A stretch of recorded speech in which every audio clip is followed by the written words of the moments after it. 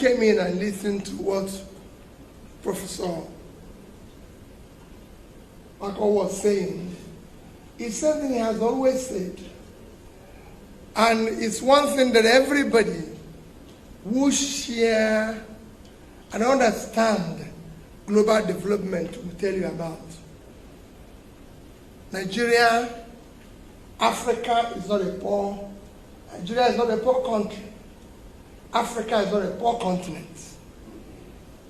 It's a very rich continent. Nigeria is a very rich country. Fortunately, has become capital of poverty. It's a big irony. A continent like Africa, second biggest continent in size, second biggest continent in population, with all the young productive age that will drive the world, has become capital of poverty in the world. And when I listened to the resources, and what he concluded and said, they are going to negotiate. What is Ogoni people going to negotiate? The government should be thanking them for coming up with an idea that will turn around the place. You don't need to negotiate. You don't negotiate what you have. I've said it. It's not just Ogoni, the entire Niger Delta deserves apology for wasting their resources and wasting everybody's time. The entire country is rich. I'm not talking about just natural resources. We have it everywhere. Even those who don't have all it takes. We have empty land, all cultivated. Forget about what is underground. Today, little tiny country like Netherlands is with water is 41,000 square kilometers of land. Without water, it's 33,000. Every year they export agricultural products or related of 120 billion euros, about $130-something billion, more than 3 times what we earn from oil. They are just 33,000. We have our biggest states today, Niger State, with fertile land, with everything, is 76.3 thousand. It's 2.5 times the size of Netherlands.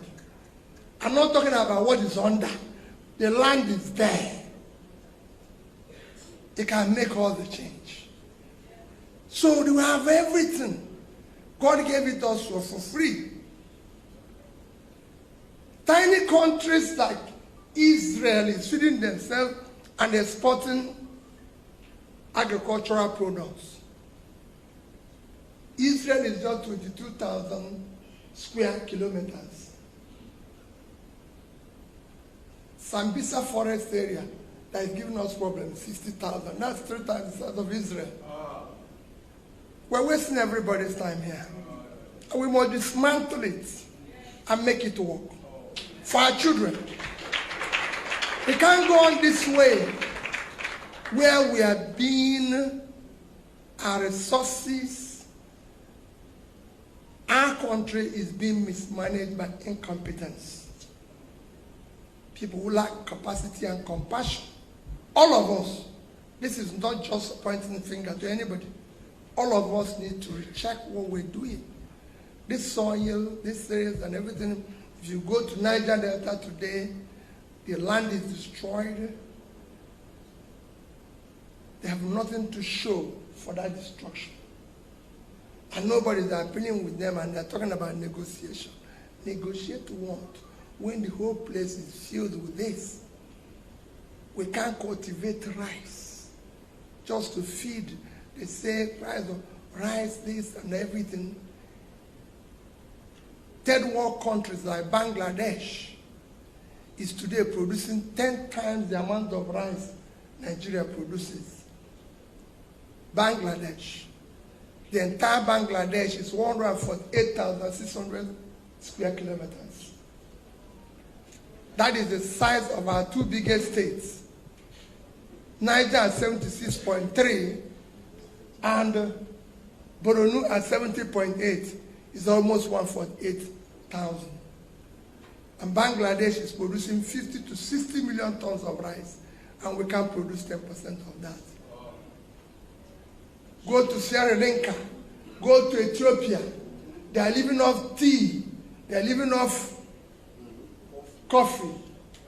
You can grow that in Mandela. We have Taraba, 54 point something thousand square kilometers of land. With all that, we're not getting anything. So what went wrong here? Why are we wasting everybody and hurting our young people? Yes, there's criminality in the north. There's criminality everywhere. But my dear, it is mass poverty. The more you put people out of poverty, the more you reduce criminality. It's natural way of fighting it. And what we have it here, it is there. God gave it for free. We have talented young people who have the drive. But people like me, in elite conspiracy, have refused the country to move. They're not talking about religion, they're talking about tribe, talking about nonsense. Is there any tribe that buys bread cheaper in this country? Is there any religion that buys food cheaper? So why is all this? It is time to dismantle this criminality and get the country to work for everybody. And that's what we're saying every day. Let those who have oil, we will help them restructure it. Like he said, tax them appropriately. Let people keep what they have. We organize the country. Even if we're not going to do it tomorrow, let's plan it for tomorrow. In order to get the place to work and be productive. Like he mentioned, Singapore didn't have anything. They offer service. And today, they have all it takes. They don't even have land. They don't even have land. To expand their port now, they're trying to expand their port because there's no way they can expand the port. You know what Singapore is doing now? They are borrowing huge money to do their new port under the sea. Because that's where they can find space. Meanwhile, we're still here talking about election. We are voted for, we are not voted for. Carrying talks, breaking people's head, paying the price, doing this, wasting everybody's time. Our children can't live with this. It's totally unacceptable. And the young ones, you should be thanking people like back home.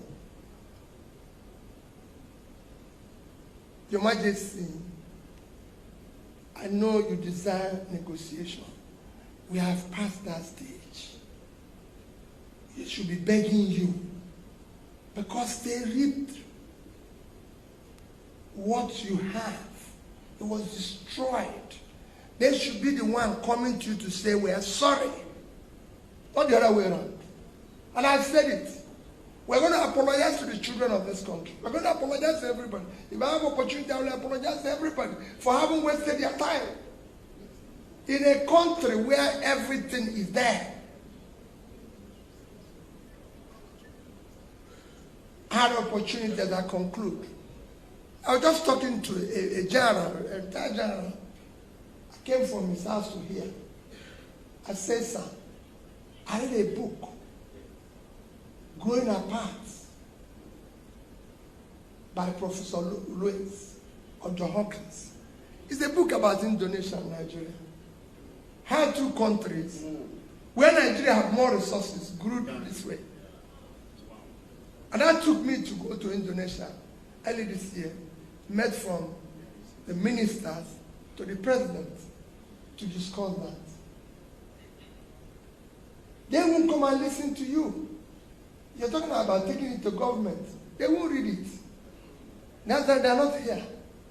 Every other place, they would have been here. James Robinson wrote Why Nations Fail. James Robinson was given Nobel Peace Prize for economics last year. James Robinson said, so many countries know what to do to be prosperous and refuse to do it. Example of such nation is Nigeria. He said it openly, but nobody listens.